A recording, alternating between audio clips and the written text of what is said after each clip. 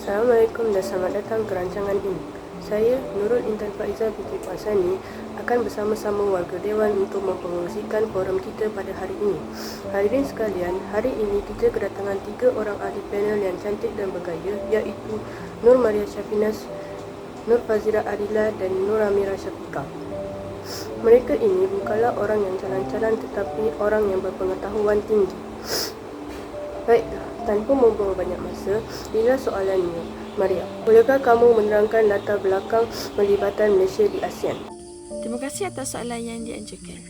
Pada mulanya, Persatuan Negara-Negara Asia Tenggara ditubuhkan pada tahun 1961 yang merupakan gabungan pertama yang melibatkan negara Malaysia, Filipina dan Thailand. Pada tahun 1963, persatuan yang melibatkan negara Malaysia, Filipina dan Indonesia atau dikenali sebagai Mapelindo diwujudkan bagi menyelesaikan isu pembentukan Malaysia. Namun begitu, Mapelindo gagal mencapai matlamatnya.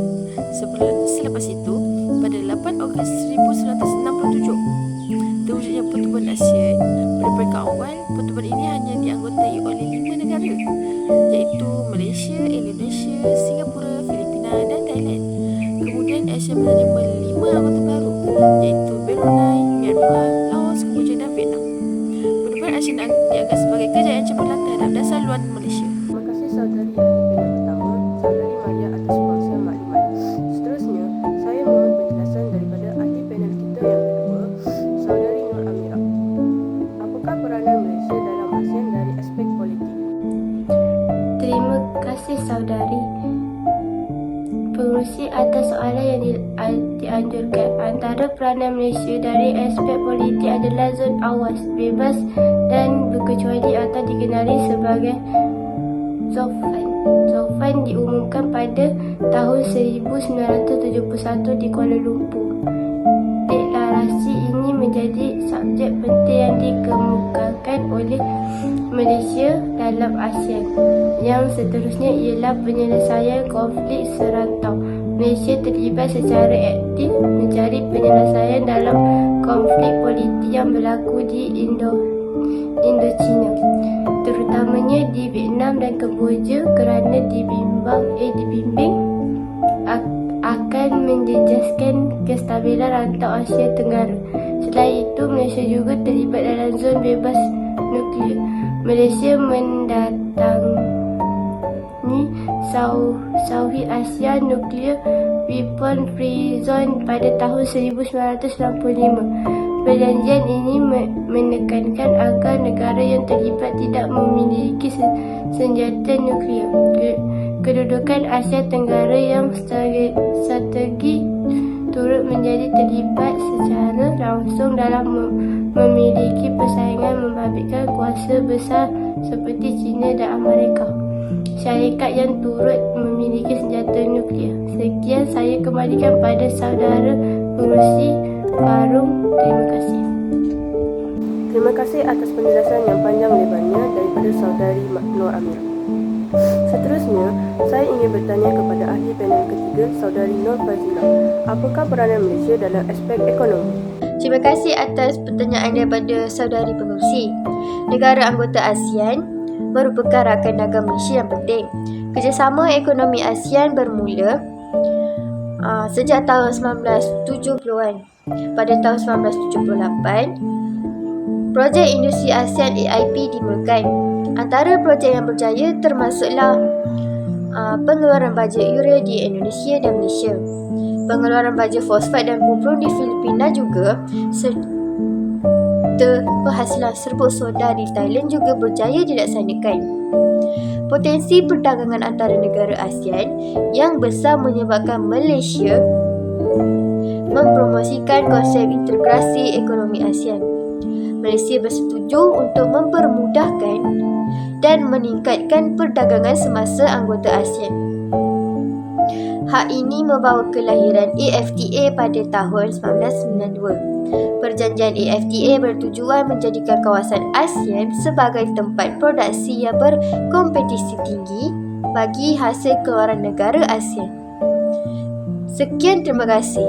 Saya kembalikan semula kepada saudari pengerusi. Terima kasih kepada ahli panel ketiga, Saudari Nur Fazira kerana telah mengupas tentang pelibatan ekonomi negara kita di ASEAN.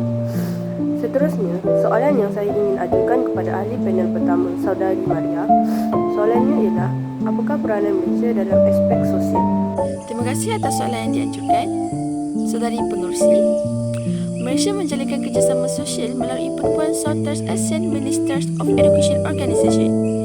Kerjasama dalam semua bidang yang berkaitan dengan pendidikan, pertukaran pelajar dan penubuhan pusat serantau pendidikan seperti pembinaan pusat serantau pendidikan untuk sains dan matematik di Pulau Pinang.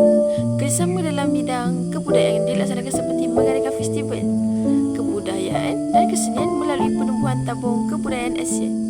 Selain itu, sukan seni dilaksanakan untuk menjalinkan kerjasama dalam sukan. Terima kasih Saudari Maria kerana telah menjawab soalan daripada saya.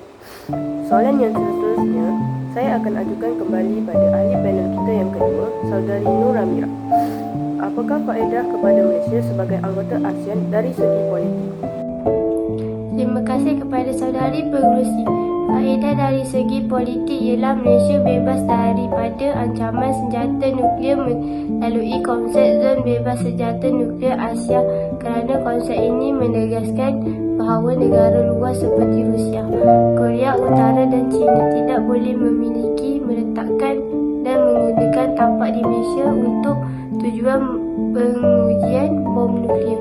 Keselamatan Malaysia juga terjamin melalui zon aman, bebas dan berkecuali yang menekankan kepentingan keamanan dan keselamatan negara-negara anggota. Terima kasih atas jawapan yang cerdas dan jenius yang telah diberikan oleh Saudari Nur Amira. Soalan seterusnya, saya akan tujukan kepada ahli panel ketiga, Saudari Nur Fazira. Apakah faedah Malaysia sebagai anggota ASEAN dari aspek ekonomi? Faedahnya ialah Malaysia dapat memanfaatkan pulangan ekonomi melalui kerjasama perindustrian dengan negara Indonesia melalui projek penerusan bajet Urea. Bukan itu sahaja, Malaysia juga dapat menerokai pelbagai sumber untuk sektor perikanan, pelancongan dan perombongan. Pelibatan Malaysia dalam ASEAN Free Trade Area AFTA telah menguntungkan sektor perdagangan dengan adanya skim tarif sama rata. Itu sahaja daripada saya. Terima kasih Saudari Nur Fazira. Seterusnya, soalan ini akan saya tujukan kepada ahli panel kita yang pertama, Saudari Maria. Apakah faedah Malaysia sebagai anggota ASEAN dari aspek sosial? Terima kasih saudari pengerusi. Malaysia juga memperoleh manfaat dari aspek sosial dan kebudayaan.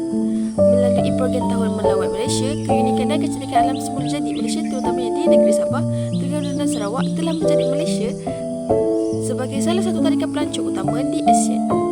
Malaysia juga mendapat manfaat apabila menganjurkan sukan C. Malaysia dapat menjalinkan hubungan serantau melalui penganjuran sukan C. Dan seterusnya dapat menggerakkan nama baik negara dalam kalangan negara anggota.